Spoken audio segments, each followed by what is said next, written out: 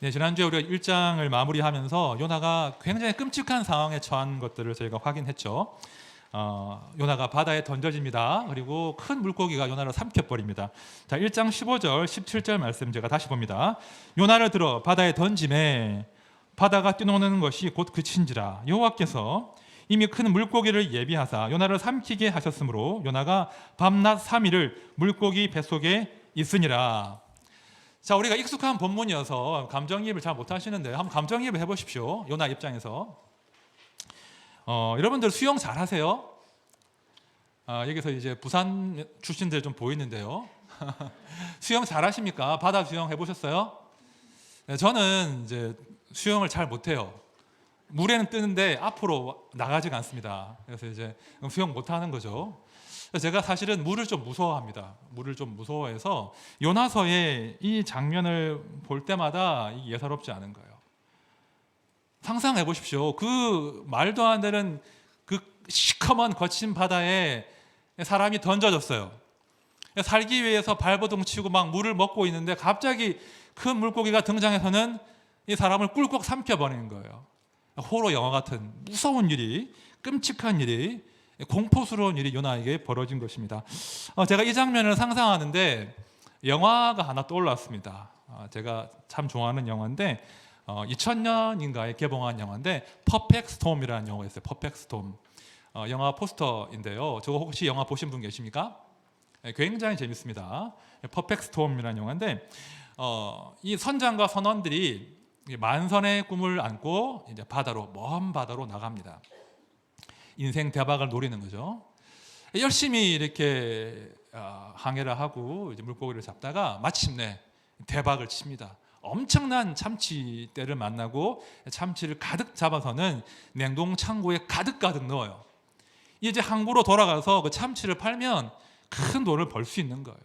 그런데 아뿔싸 냉동 창고가 고장 나 버리는 거예요. 그죠? 애써 참치를 잡았는데 참치가 이제 며칠 지나면 다 못 쓰게 되는 그런 상태에 빠진 거죠. 그런데 또 엎친 데 덮친 격으로 큰 태풍이 그 배를 덮쳐버립니다. 자, 이제 이 태풍을 뚫고 지나가야 돼요. 이 태풍을 뚫고 빨리 항구로 복귀해야 이 참치를 팔아서 돈을 벌 수 있는데 쉽지 않은 거예요. 더 엄청난 것은 태풍이 하나만 덮친 것이 아니라 세 개의 태풍과 허리케인이 합쳐져서 퍼펙트 스톰이 되어버린 거예요. 그렇죠? 엄청난 태풍이, 광풍이 그 배를 덮쳐버립니다. 이 선장과 선원들이 정말 사투를 벌여요. 어떻게 하든 살아남기 위해서 처절하게 그 태풍과 싸우기도 하고 혹은 반대로 뱃머리를 돌려서 그 태풍에서 달아나기도 하면서 살기 위해서 처절하게 사투를 벌이는데요. 어떻게 됩니까? 허망한 결말입니다. 해피엔딩이 아니에요. 제가 그 영화에서 가장 인상 깊었던 장면 중에 하나가 이 장면입니다. 한번 보십시오. 이제 배가 침몰하고 선원들이 배와 함께 바다 속으로 가라앉고 한 명이 탈출했어요. 탈출해 본들 뭐합니까? 저 사람 보이십니까? 시커먼 바다와 높은 파도 그 가운데는 사람이 보이시죠? 그렇죠? 허망하게, 그렇죠? 아무리 애를 써보지만 허망하게 그렇게 인생을 마감하는 거죠. 누군가의 정말 사랑하는 연인이었고 누군가의 정말 깊은 우정을 나누었던 동료였는데 그들의 인생이 허망하게 깊은 물 가운데 잠겨버리는 겁니다. 제가 제 영화를 보면서 볼 때마다 인생 허망하다. 아무리 처절하게 사투를 벌이지만 죽을 수밖에 없는 건가, 손에 쥐는 것이 없는 건가, 뭐 그런 마음이 들기도 하면서 이제 해밍웨이의 노예인과 바다가 떠오르는 거죠. 그러니까 어찌 보면 그 해밍웨이의 노예인과 바다의 현대판 버전이라고 할 수 있는 영화예요. 자, 다시 오늘 말씀으로 돌아가 봅시다. 자, 요나가 어떤 상태에 빠집니까? 깊은 바다에 던져지죠. 그리고 큰 물고기가 요나를 삼켜버립니다. 그죠? 던져지고 삼켜짐을 당하는 거예요.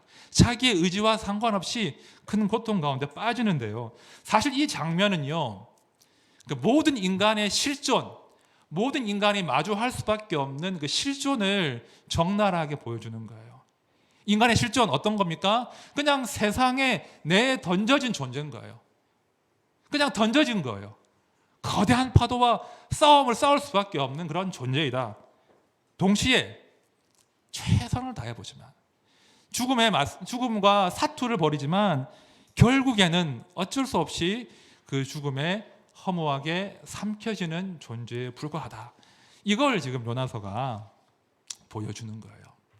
어떤 사람도 이 실존의 굴레에서 도망칠 수가 없습니다. 달아날 수가 없습니다. 이제 요나는 사실은 1장만 보면 인생 끝난 거예요. 그죠? 끝난 겁니다. 자, 그러나 모두가 요나의 끝, 요나의 죽음을 관찰한 그 지점에서 역설적이게도 요나가 아무것도 할 수 없는 그런 상태에서 요나의 인생이 새롭게 바뀌는 거예요. 아무것도 할 수 없는 그 지점에서 요나가 새로운 인생으로 도약하는 겁니다. 자, 요나서를 제가 우리를 비추는 거울이라고 했죠. 그렇죠? 요나서는 정말 거울 같아요. 자, 오늘 설교는요, 이런 분들을 위해 준비했습니다. 지금 내가 뭔가 한계에 부딪혔다. 내가 거대한 폭풍을 만났는데 내가 스스로 헤어날 수가 없다라는 분들을 위해 준비한 설교예요. 지금 내 인생을 설명하는 단어가 한계, 바닥, 무기력, 실패, 좌절, 낙심 이런 것들이 떠오르신다면 오늘 설교를 더 집중해 보시기를 바랍니다. 이제 말씀으로 들어갑니다. 2절 말씀 제가 다시 한번 봅니다. 이르되 내가 받는 고난으로 말미암아 여호와께 불러 아뢰었더니 주께서 내게 대답하셨고 내가 수월의 뱃속에서 부르짖었더니 주께서 내 음성을 들으셨나이다. 자, 하나님께 등지고 고집부리던 요나가 드디어 하나님께 기도하기 시작해요. 뭐라고 합니까? 내가 지금 수월의 뱃속에서 부르짖습니다. 이렇게 고백을 하고 있죠. 이 수월이라는 단어가 지금 요나의 상태를 여실히 보여주는 그런 단어인데요. 이 수월은 죽은 자들이 가는 곳입니다. 혹은 죽은 자들의 세계 이런 뜻이 수월의 뜻이거든요. 쉽게 말하면 수월은 무덤이에요. 무덤. 침묵과 어둠만이 있는 곳. 무덤이 바로 수월의 다른 이름이죠.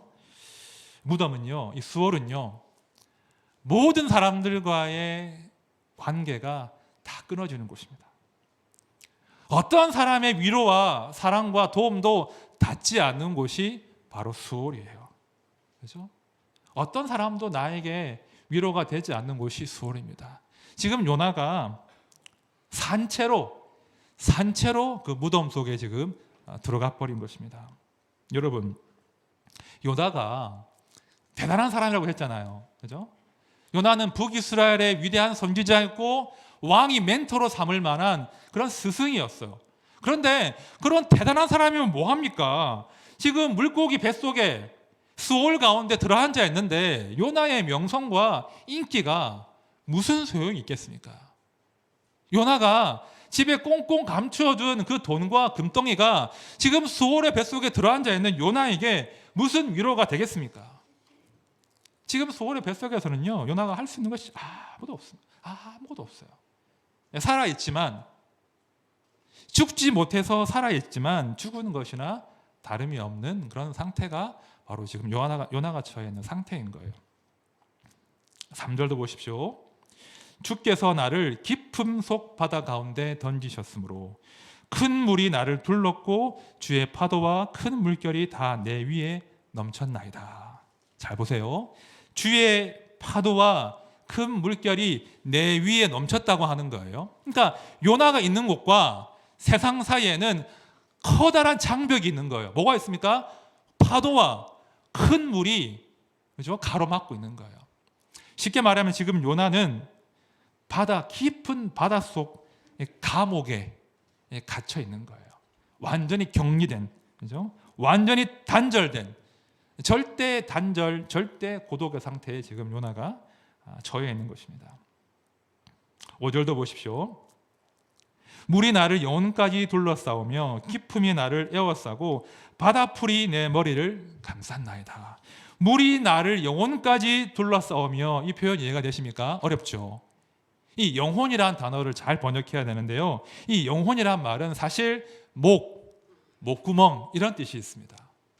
다시 풀이하면 물이 지금 요나의 어디까지? 영혼까지, 목까지 찰랑거린다는 거예요. 그 장면이 상상이 되세요? 지금 요나는 물고기 뱃속에서 겨우겨우 숨을 쉴 수 있는 이 공간을 확보를 한 다음에 겨우겨우 목을 빼서 숨만 쉬고 있는 그런 위태로운 상태라는 거예요. 앞은 하나도 보이지 않고, 그죠? 해초들이 머리를 칭칭 감싸고 있습니다. 6절 상반절도 보십시오. 내가 산의 뿌리까지 내려갔사오며. 산의 뿌리까지 내려갔대요. 그러니까 사람이 갈 수 있는 최고의 바닥을 지금 요나가 찍고 있는 거예요. 그죠? 그 바닥에 떨어져서 다시 올라올 가망이 없는 그런 상태가 된 거죠. 자, 지금 요나가 뭐 하나 할 수 있다고요? 할 수 있는 거 하나, 숨 쉬는 거. 그죠? 숨 쉬는 것 말고는 아무것도 할 수 없는 거예요. 겨우겨우 그 물고기의 그 위장 안에서 이 소화되지 않으려고 애쓰면서, 그죠? 그 작은 빈틈 찾아가지고 목을 쭉 빼가지고 숨 쉬고 있는 것. 그것 말고는 할 수 있는 게 없어요. 살아있지만 죽은 거죠. 그죠? 죽어버릴 수 없고, 살아있는데 산 것이 아닌 그런 상태입니다.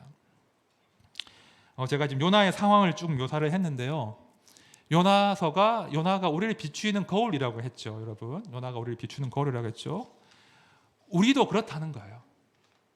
우리도 사는 모양은 다양하고 우리가 경험하는 그 한계 상황은 참 다양하지만 우리 모두가 요나처럼 목만 겨우 들고 숨만 겨우 쉬고 이러지도 저러지도 못하는 그런 상황 가운데 빠질 때가 있더라는 거예요.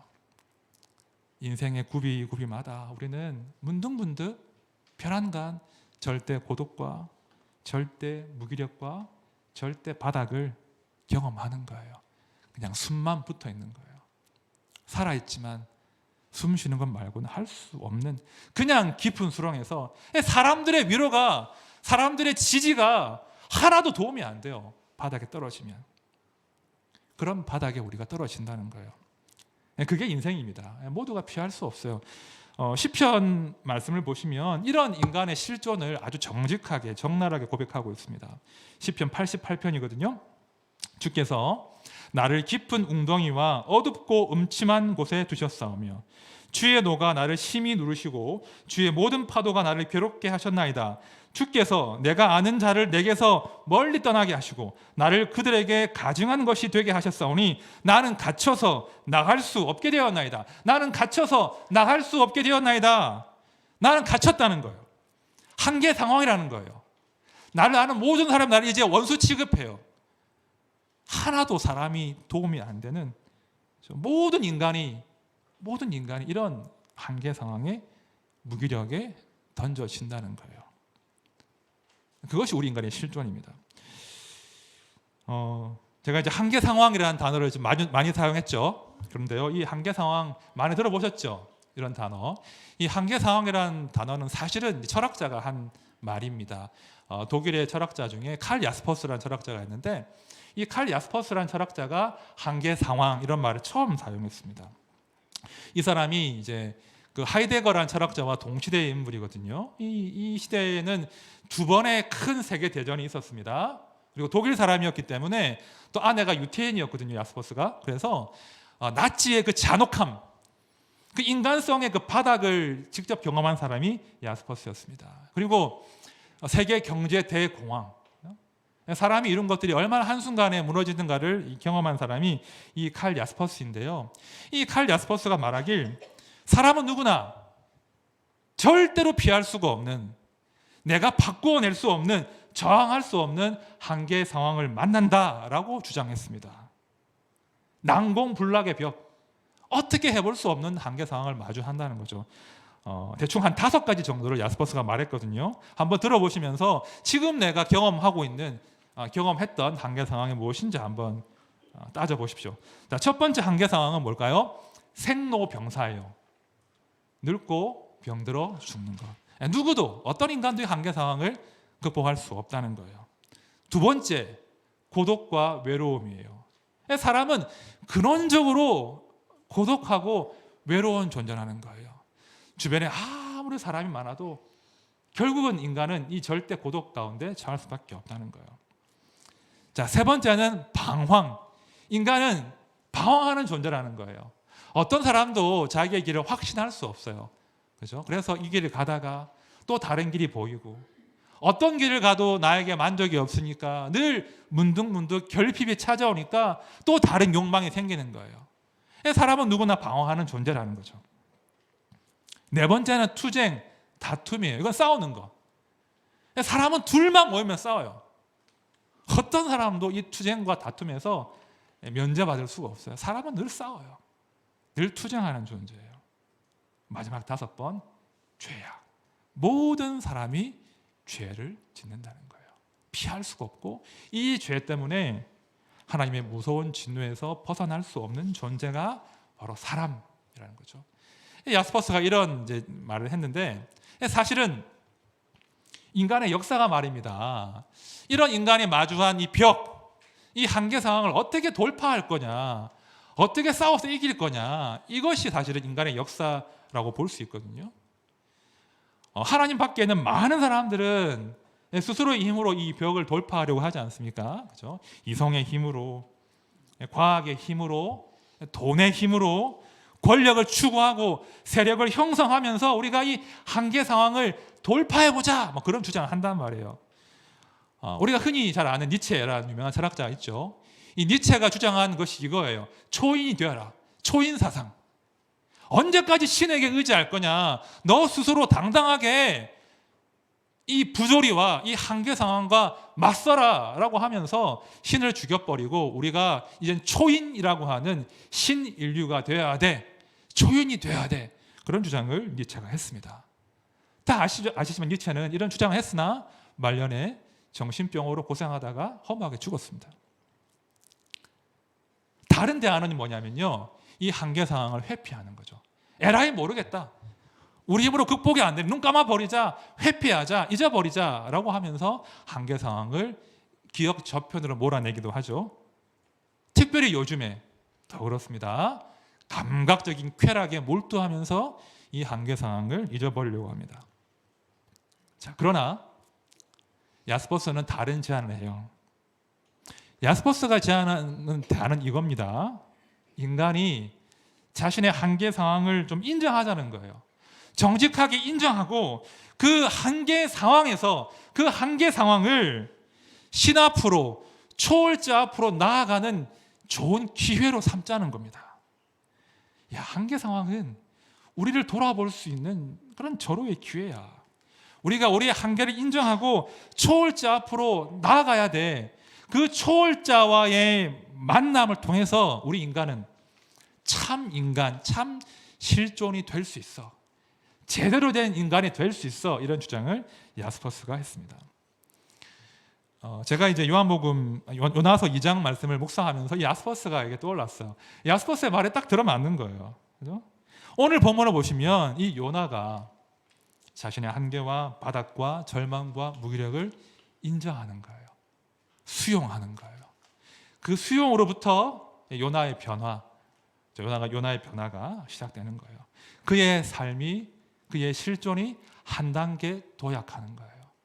지독하게 자기 신학과 고집에 갇혀 있었는데 그 한계 상황에서 하나님을 만남으로 하나님에 대한 새로운 이해가 열리고 새로운 삶으로 한 단계 도약했다는 거예요. 진짜 성도로 거듭난다는 거예요.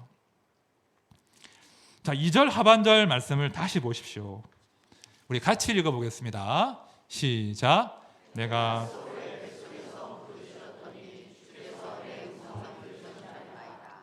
자, 부르짖다 이 말의 의미는요, cry, 소리 내어서 울다라는 뜻이에요. 자, 그런데 여러분, 수월에서 물고기 뱃속에서 아무리 내가 크게 소리 내어 운들 사람이 들을 수 있나요? 내가 아무리 부르짖어도 사람은 들을 수 있나요? 못 들어요. 그 수월의 뱃속에서 우리의 울음소리를 들을 수 있는 분은 누구십니까? 하나님밖에 없어요. 그 수월의 뱃속에서 말입니다, 요나는 깨달은 거예요. 나의 부르짖음을 들을 수 있는 한 분 하나님을 그가 주목한 것입니다. 내가 수월의 뱃속에서 부르짖었더니 주께서 내 음성을 들으셨나이다. 여러분, 우리가요 진짜 한계상 바닥을 마주하면요 사람의 목소리가, 사람의 이야기가 하나도 들리지 않습니다. 하나도 도움이 안 돼요. 내 가까운 친구도, 형제 자매도, 부모도, 내 사랑하는 배우자도, 목회자도 그들이 하는 말과 위로와 하나도 내 인생에 도움이 안 돼요. 고통이 나누어지지가 않아요. 덜어지지가 않는다고요. 이렇게 사람의 말과 사람의 위로가 하나도 도움이 안 되는 그 순간에 바로 우리의 한계 상황인 거예요. 우리의 바닥인 거예요. 안타까운 것은 많은 사람들이 그 한계 상황 바닥에서 많이 무너지지 않습니까? 많이 무너집니다. 마음의 병이 깊어지기도 하죠. 그리고 자신을 원망하기도 합니다. 그리고 세상을 향해서 분노하고 벽을, 높은 담을 쌓기도 해요. 어떤 분들은 또 극단적인 선택을 하기도 합니다. 그만큼 이 인생의 바닥과 한계 상황은 무서운 거예요. 너무나 끔찍한 거예요. 그러나 여러분, 성도는요 그 한계 상황에서, 그 바닥에서, 그죠? 물이 목까지 찬 그 고비에서 하나님을 만나는 사람이 성도라는 거예요. 내가 그 바닥에 이르렀을 때만 내가 주님께만 부르짖는다는 것이 무엇인지, 내가 사람이 아니라 하나님만 바라본다는 것이 무엇인지 진짜 배운다는 거예요. 오직 그 바닥에서만 우리는 사람이 아니라 하나님을 의지하는 법들을 배울 수 있습니다. 사람이 아니라 하나님만이 들으신다. 그 들으신 하나님께서 반드시 응답하신다. 이 진리 말고는 다른 모든 소망이 다 사라질 때, 오직 하나님만이 들으신다, 하나님만이 들으셔야 한다, 이것만 남아있을 때, 그때 우리는 하나님께 부르짖고 하나님만 바라보는 그 법을 배운다는 겁니다. 여러분, 진짜 성도는요 수월의 뱃속에서 만들어지는 거예요.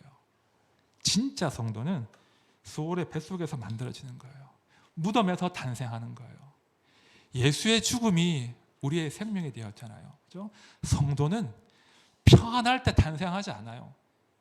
고통 가운데, 그 바닥 가운데 탄생하는 거예요. 사람의 도움과 말이 하나도 들리지 않을 때, 하나도 위로가 되지 않을 때 오직 하나님만을 바라보는 그 성도의 눈이 뜨인다는 것입니다. 여러분 아십니까? 우리 예수님 어디에 계신 줄 아세요? 높은 데 계실까요? 우리가 성공하는 그 자리에 있을까요? 우리가 성공해서 막 교만해져서 자신만만한 그 자리에 우리 주님이 계실까요? 그렇지 않습니다. 우리 주님은 우리의 바닥에 계신 거예요. 우리의 무덤 가운데 함께 하십니다. 우리의 한계 상황 가운데 하신다는 거예요. 우리는 바닥에서 반드시 주님 만나셔야 됩니다. 여러분 힘드시죠? 그러나 포기하지 마십시오. 그 바닥에서 주님께 부르짖어 보십시오. 그리고 우리 인생을 향하신 우리 주 예수 그리스도의 약속과 그 지지와 격려를 다시 한번 확인해 보십시오. 그래서 내가 다시 일어날 수 있는 그 생의 의지와 담력을 그 바닥에서 얻는 거예요.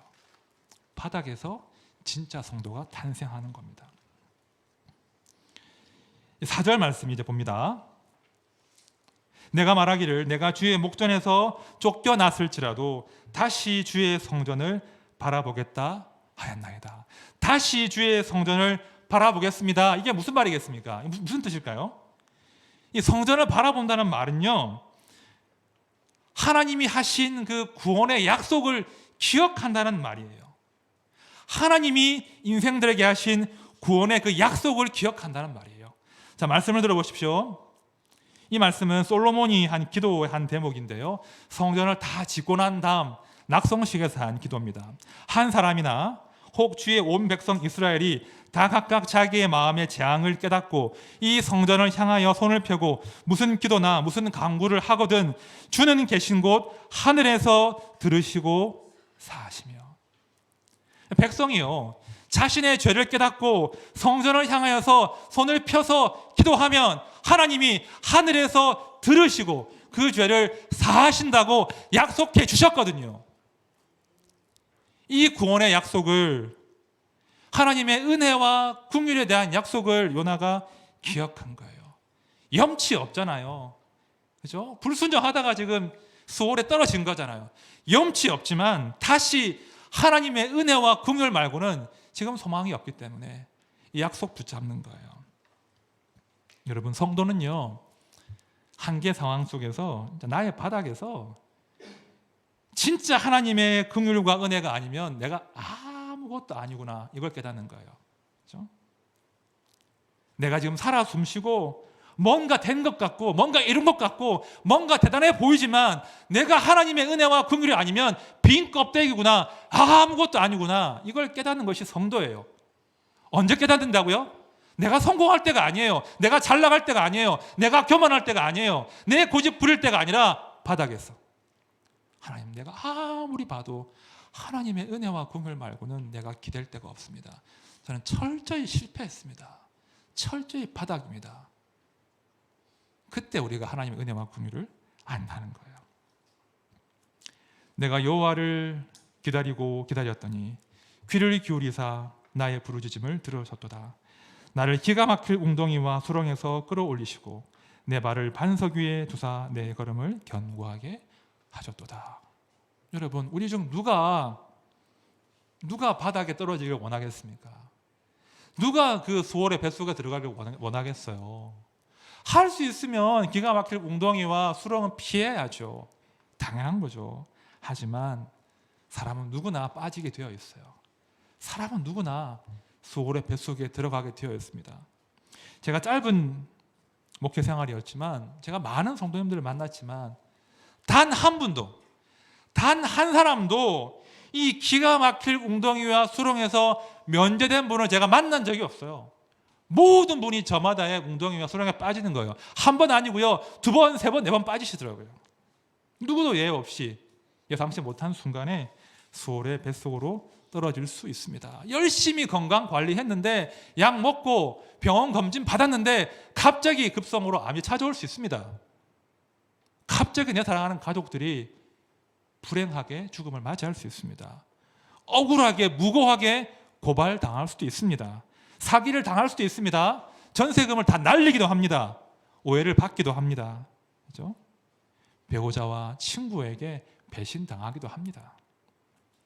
내가 의지한 모든 것들이 다 사라지는, 사람의 그 무엇도 나에게 남지 않는, 위로가 되지 않는 그 순간을 맞이한다는 거예요. 여러분, 다시 한번 강조합니다. 그때 우리는 하나님 더 깊이 만나는 거예요. 어쩔 수가 없어요. 그 바닥에서, 그 낮은 자리에서, 내가 깨어지고 산산이 부수어진 그 자리에서 예수 그리스도를 만난다는 거예요. 왜냐하면 거기에 주님이 계시거든요. 내가 실패한 그 자리에 우리 주님이 계시거든요. 그 기가 막힐 웅덩이에서, 그 수렁에서 우리는 주님을 만나고 하나님을 더 깊이 알아가는 거예요. 그리고 하나님의 은혜와 긍휼이 얼마나 소중한지, 내가 잘난 게 아니라, 내가 똑똑한 것이 아니라 하나님의 은혜와 긍휼이 나에게 얼마나 절실히 필요한지 진짜 겸손한 성도가 된다는 거예요. 그런 성도가 모여야 교회가 교회 구실을 해요. 그렇죠? 이제 말씀을 정리하겠습니다. 제가 언젠가 제 친구 이야기를 한 적이 있습니다. 목회하는 친구인데 딸이 셋인데 첫째 딸이 이제 대학 1학년이었는데 코로나가 걸려가지고 아이가 갑자기 죽어버렸습니다. 작년에 벌어졌던 일인데 아빠는 한국에서 목회를 하고 딸은 미국에서 대학을 다니고 있었는데 그런 비보를 전해 듣고 이제 아빠가 이제 미국 가서 장례를 치렀죠. 제가 그 아이를 알거든요. 신대원 때 같이 룸메이트였고 정말 친한 친구입니다. 그 아이 이름도 제가 알고 살아온 모습을 제가 아는데 얼마나 비통했는지 몰라요. 아빠가 첫째 딸을 잃어버렸으니 얼마나 비통하겠습니까? 제가 가까운 친구지만 무슨 위로의 말을 못 하겠더라고요. 제가 무슨 말을 할 수 있겠습니까? 그래서 알면서도 제대로 위로하지도 못하고 한참 지난 뒤에 제가 전화해서 위로하고 그렇게 했었는데요. 좀 더 지나서 제가 이제 또 전화를 했습니다. 잘 지내냐, 한번 만나자, 그런 전화를 하는데 이 친구가 너무나 밝은 목소리로 전화를 받는 거예요. 그래서 안 힘드니, 괜찮니, 이렇게 물어보니까 영주야, 나 괜찮아, 나 괜찮아, 그러면서 영주야, 내가 주님을 깊이 만났다. 그런 거예요. 내가 너무 힘들었는데 내가 예수님을 깊이 만났다. 그래서 내가 이겨낼 수 있는 힘을 내가 얻었다. 걱정하지 마라, 그 말을 하는 거예요. 딸을 보낸 아빠가 내가 주님을 깊이 만났으니까 걱정하지 마, 나 괜찮아, 그런 말을 하는 거예요. 우리 다 그렇지 않습니까? 우리가 예수 그리스도를 깊이 만난 그때가 언제였습니까? 우리가 잘 나갈 때입니까? 제가 목회가 잘 되고 성공하고 막 이름을 날릴 때 제가 하나님 만난 게 아니더라고요. 제가 평안할 때 예수 그리스도를 깊이 만난 것이 아니더라고요. 저는 분명 한계 상황에서, 바닥에서 우리 주님을 깊이 알았더라고요. 내가 아무것도 할 수 없을 때, 내가 철저하게 무기력해질 때, 안영주 너 육신의 보호자도 없는 천하의 고아 아니냐라고 하는 절망과 무력감이 저를 덮칠 때, 그때 저는 하나님을 아버지로 만났습니다. 몰랐어요, 하나님의 아버지인지. 제가 우리 셋째 아이가 10시간 넘게 수술방에서 사투를 벌일 그 수술방 앞에서 저는 자기 아들을 아끼지 아니하시고 내어주시는 그 하나님의 사랑의 실체를 만났어요. 제가 아이가 10시간 넘게 수술을 하고 사투를 벌이는데 아이가 너무 아까운 거예요. 하나님 왜 이러십니까? 왜 이러십니까? 아이가 너무 아까워서 하나님께 반항하고 하나님을 원망했는데 하나님은 오히려 그 순간에 저에게 나는 내 아들을 아끼지 않고 너에게 내어주었다, 그 말씀을 저한테 주셨어요. 그때 제가 하나님을 깊이 만난 거죠. 제가 담임 목회를 하고 저의 부족함 때문에 정말 많이 절망합니다. 나 왜 이것밖에 안 되는 거지? 왜 이런 열정이 생기지 않지? 힘이 생기지 않지? 왜 이것도 몰랐지? 저것도 못하지? 그런데요, 그때 제가 알겠더라고요. 제가 부목사로 뭔가 된 줄 알았고 뭔가 잘하는 줄 알았을 때는 몰랐어요. 근데 제가 담임 목사가 되어보고 저의 부족함과 저의 성품의 한계를 절감하면서 우리를 위해서 그 무고함과 그 모진 고문을 참아내시고 우리를 위해서 그 억울한 죽음과 십자가를 감당하신 예수 그리스도를 제가 이만큼 알겠더라고요. 몰랐어요. 근데 그 한계 상황에서 바닥에서 저는 주님을 조금 더 알게 되는 거예요. 여러분, 성도는요, 바닥이 아니라면 절대 알 수 없는 진리가 있어요. 그 바닥에서 예수님을 깊이 만난 사람들이 모인 곳이 교회예요. 교회가요, 그런 바닥을 경험하지 못한 사람들, 교만한 사람들, 자기의 신학과 고집으로 무장한 사람들이 모여있으면 그 교회는 교회 구실을 할 수 없어요. 그 교회는 바닥으로 떨어진 인생들을 향해서 동아줄을 내어밀 수가 없어요. 그들을 격려할 수 없어요. 함께 바닥에 있어봐야 우리가 바닥으로 내려가서 그들에게 예수 그리스도의 은혜와 긍휼을 전할 수 있다는 거예요. 어쩔 수 없습니다. 아프지만 우리는 그 바닥을 통과해야 됩니다. 욥기 말씀 제가 마지막으로 읽어드립니다. 주님이 어떤 분이시라는 것을 지금까지는 제가 귀로만 들었습니다. 그러나 이제는 제가 제 눈으로 주님을 뵙습니다. 그러므로 저는 제 주장을 거두어 드리고 티끌과 잿더미 위에 앉아서 회개합니다. 여러분, 우리 한계 상황 가운데 그 바닥에서 하나님 만납시다. 하나님을 갈망합시다. 그 좋은 하나님을 우리가 알아야, 그렇죠? 우리 가정에 있는, 우리 이웃 가운데 있는, 우리 다락방에 있는, 우리 교회 가운데 있는 지금 바닥 가운데 있는 그들을 찾아가서 위로하고 격려할 수 있거든요. 우리가 바닥에서 하나님의 은혜를 누려야, 하나님을 발견해야 교회가 진짜 교회가 될 수 있거든요. 우리 함께한 모든 성도님들이 바닥에서 참 좋으신 하나님을 찐하게 만나시고 그 하나님으로 내 힘을 얻고 그 하나님을 자랑하는 복된 삶을 살아가시기를 진심으로 축원드립니다. 우리 함께 찬양하겠습니다. 은혜로다 찬양할 텐데요. 하나님의 역사의 시작은, 능력의 시작은 우리가 무기력해질 때요. 우리가 아무것도 할 수 없을 때 하나님 일하시는 원리 아시죠? 그래서 하나님, 제가 아무것도 할 수 없으므로 은혜를 구합니다. 제가 무기력함으로 당신의 은혜를 구합니다. 제 삶 가운데, 제 바닥 가운데서 제가 은혜를 알게 해주십시오. 우리 함께 이 찬양 하겠습니다. 은혜로다 찬양합시다.